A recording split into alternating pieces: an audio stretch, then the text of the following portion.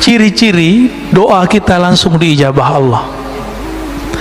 Mata atlaqa lisanaka bit-talab fa'alam annahu yuridu an yu'tiyaka.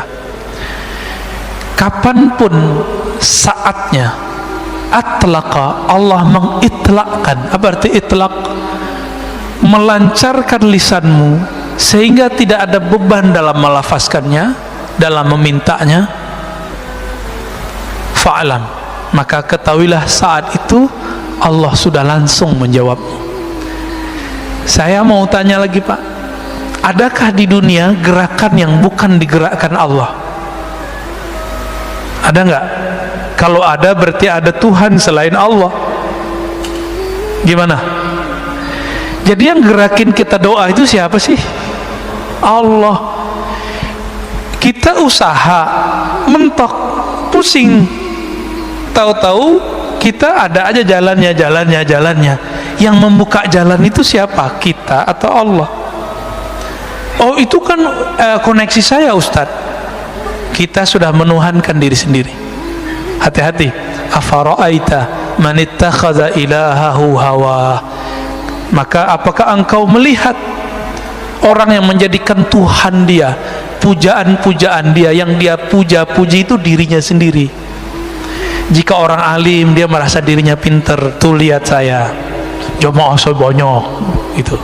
Tuh lihat saya ilmu saya banyak. Nah, orang begini sudah menuhankan dirinya. Mau dia gelarnya mursyid, mau gelarnya doktor, LC, MA, kiai 1000 kali, itu tetap di dalamnya iblis. Orang yang memuji-muji dirinya sendiri itu iblis, Pak. Nauzubillah min dzalik. Kecuali dia memulangkan pujian itu kepada Allah Subhanahu wa taala. Yang berhak dipuji siapa? Allah, ya. Maka orang yang memuji dan memusuhi kita itu gerakan dari Allah. Marah gak Allah menggerakkan? Marah gak? Maka jangan terlalu senang dipuji orang, jangan sedih juga kalau dicaci maki orang, karena itu semuanya gerakan dari Allah. Wa ma tasyauna illa ayyasha Allah. Tidaklah engkau berkehendak kecuali kehendakmu tunduk kepada kehendak Allah Subhanahu wa taala. Ada seorang anak muda, belagunya bukan main ngomong kepada saya, ya. Kita ngaji hikam, dia seorang marketing. Dia bilang, Ustadz tuh nggak ngerti ilmu marketing. Oh ya, terus gimana? Marketing itu kita harus campaign, iklan, bla bla bla segala macam. Dia ngomong setengah jam, dia ngaji hikam Pak, jadinya hikam malah dia.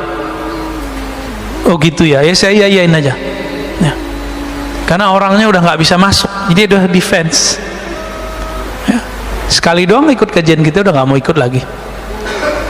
Kita ngasih rahasia rezeki biar dia nggak terlalu nafsu, terobsesi. Ntar kalau dia terobsesi tinggi, merasa ilmu marketingnya yang bikin laku, gagal Pak, stres. Makanya banyak orang marketing tuh stres.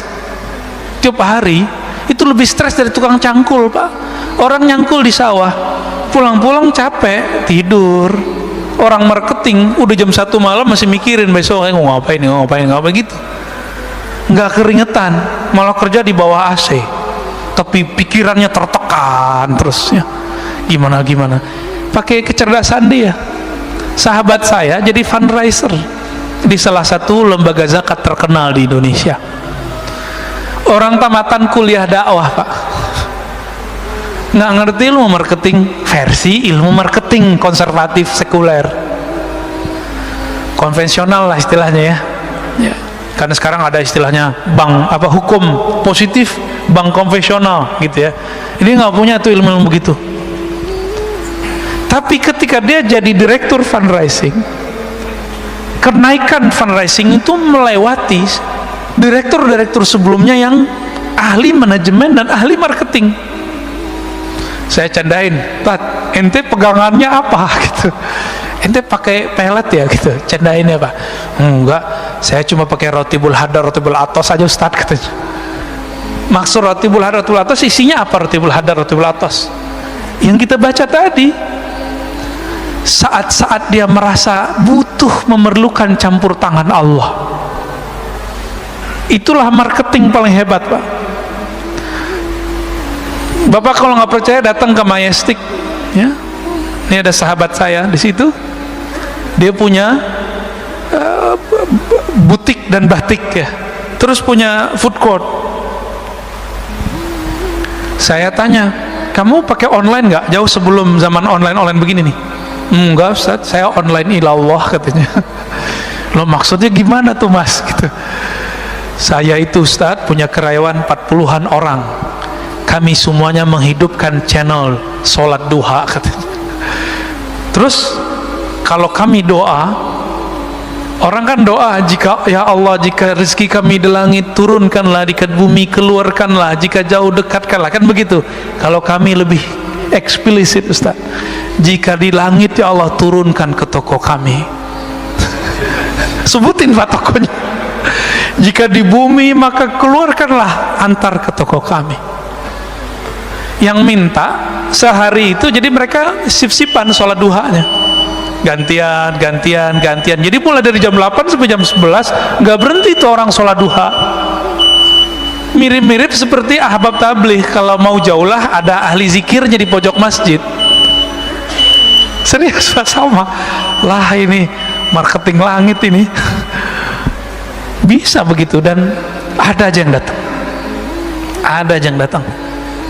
Dia beli batik 80 juta Pak, kain doang udah robek dikit tuh, dibeli 80 juta.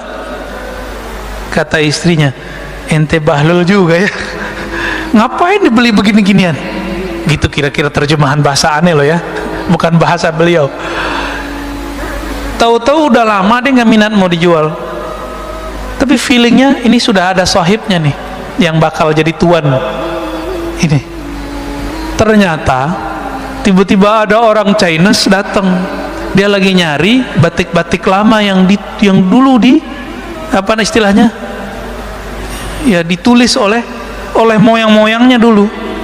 Ketemu berdesir, ditawar Pak 2 kali lipat, dilepas.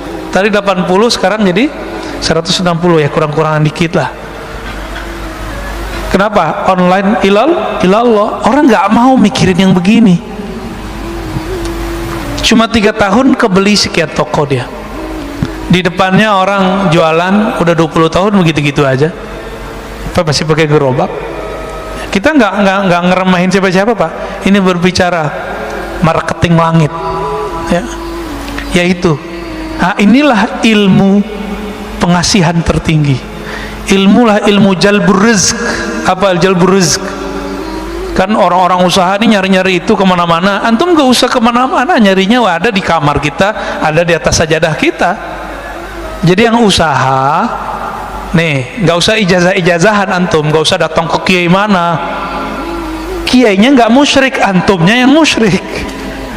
Ya, ntar dikasih raja-raja, dikasih minum-minum yang ada raja, ntar banyak lagi jin dalam badan kita kan. Ntar dikasih simbol-simbol jimat. Dianya nggak musyrik karena dia tahu ini cuma simbol aja, tapi antum jadi musyrik karena kemudian menduakan itu. Ilmu ini ada Pak, ilmu fiqh namanya. Imam Ghazali pakar ilmu itu, dan beliau ahli tauhid. Beliau tahu mana yang tauhid, mana yang tidak tauhid. Cuma yang nggak ngerti bilang itu syirik kan. Dia lupa imamnya Ibnu Taimiyah, imamnya Ibnu Qayyim tuh ngerti ilmu ini. Dan Ibnu Qayyim membolehkannya dalam kitab Tibbun Nabawi, menganggapnya sebagai tib nabawi. Tapi dia hilangkan istilah wifiq. Jimat nggak ada istilahnya diganti dengan kaf al-kitabah. Cari Tibbun Nabawi antum, kalau nggak percaya lihat di kitab itu, sudah ada terjemahannya kan, bab kitabah, tulisan gitu judulnya. Malas baca sih ya, dari dulu aneh udah sampein soalnya.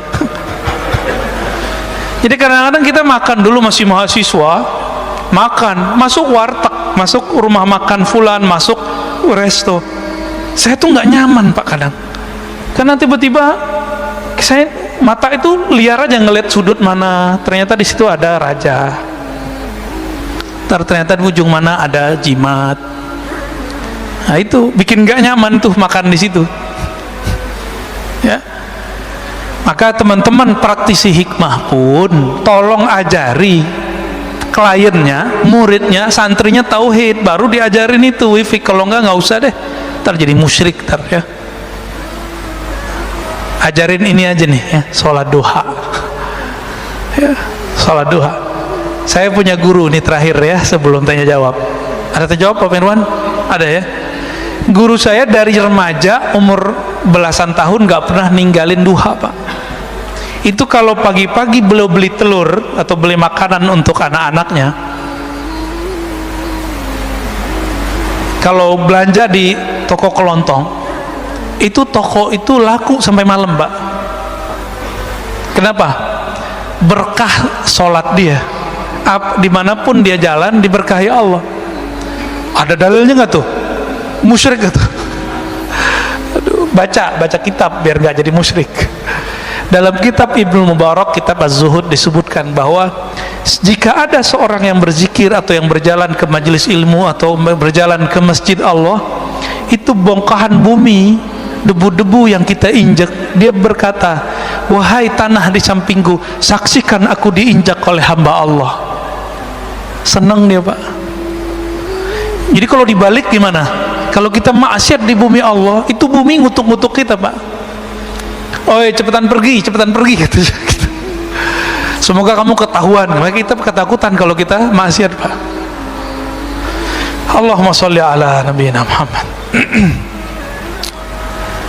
Di dalam Al-Quran surat Ali Imran, sebagai ayat pamungkas daripada hikam ini, Allah Subhanahu wa ta'ala berfirman, walaqad nasarakumullah bi badrin wa antum adillah. Sungguh Allah telah membantu kalian bi badrin, saat perang Badar. Pakai bi Pak, bukan pakai fi. Ini campur tangan Allah ini lebih dahsyat. Ini yang ngerti ilmu balaghah ini faham maksud bi di situ. Wa antum adillah, saat itu kamu merasa hina, merasa lemah, merasa butuh bantuan Allah Subhanahu wa ta'ala. Maka jika berdoa, berdoalah dengan rasa hina. Jika berzikir, berzikirlah dengan merasa rendah diri kepada Allah Subhanahu wa ta'ala. Baik, kira-kira gitu Bapak Subhanahu Allah. Kalau ada yang mau didiskusikan, mau ditanyakan, tafadhol.